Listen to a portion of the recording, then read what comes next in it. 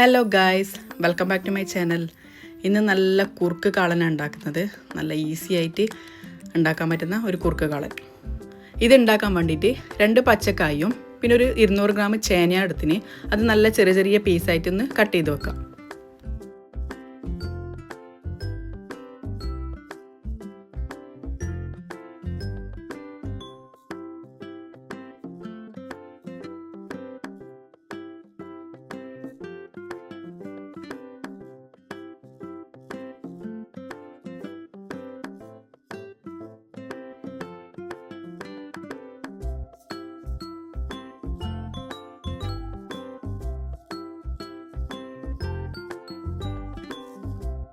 ഇനി ഇതൊരു പാത്രത്തിലേക്ക് മാറ്റാം.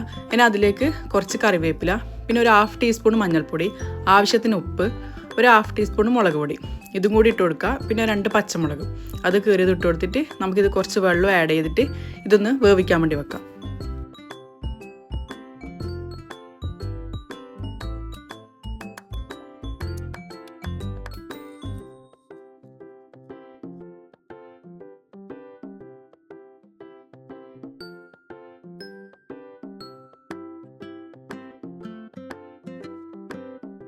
ഇനി ഇത് വേകുന്ന സമയം കൊണ്ട് നമുക്ക് തേങ്ങ ചതച്ചെടുക്കണം. അതിന് ഞാൻ ഒരു 1/2 കപ്പ് തേങ്ങയും പിന്നെ അതിലേക്ക് ഒരു ടീസ്പൂണോളം ചെറിയ ജീരകം അതും കൂടി ഇട്ടെടുത്തിട്ട് ഒന്ന് ചതച്ചെടുക്കാം. നല്ലോണം അരയേണ്ട ആവശ്യമില്ല, ഒന്ന് നല്ലോണം ചതച്ചെടുക്കാം.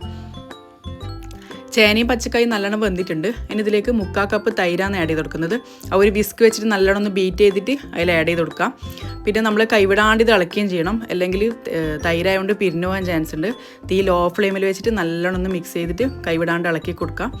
അതൊന്ന് ചെറിയൊരു ചൂട് തട്ടുമ്പോൾ നമുക്കിതിലേക്ക് അരച്ച തേങ്ങാൻ്റെ അരപ്പുണ്ടാവില്ലേ, അതും കൂടി ചേർത്ത് കൊടുക്കാം.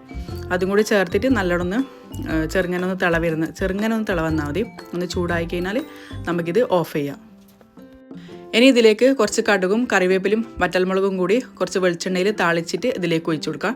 അതും കൂടി അയക്കാൻ നമ്മളെ കുറുക്ക് കാളനുണ്ട് റെഡിയാണ്. നല്ല ടേസ്റ്റാണ്, കഴിക്കാൻ വേണ്ടിയിട്ട് നല്ല എളുപ്പത്തിൽ ഉണ്ടാക്കാൻ വരുന്നൊരു സാധനമാണ്. അപ്പോൾ ഇത് നിങ്ങൾ എല്ലാവരും ഉണ്ടാക്കി നോക്കുക, എന്നോട് അഭിപ്രായം പറയുക. എൻ്റെ ചാനൽ ഫസ്റ്റ് ടൈമാണ് കാണുന്നെങ്കിൽ എല്ലാവരും ലൈക്ക് ചെയ്യുക, ഷെയർ ചെയ്യുക, സബ്സ്ക്രൈബ് ചെയ്യുക. അപ്പോൾ ഓക്കെ, ബായ്.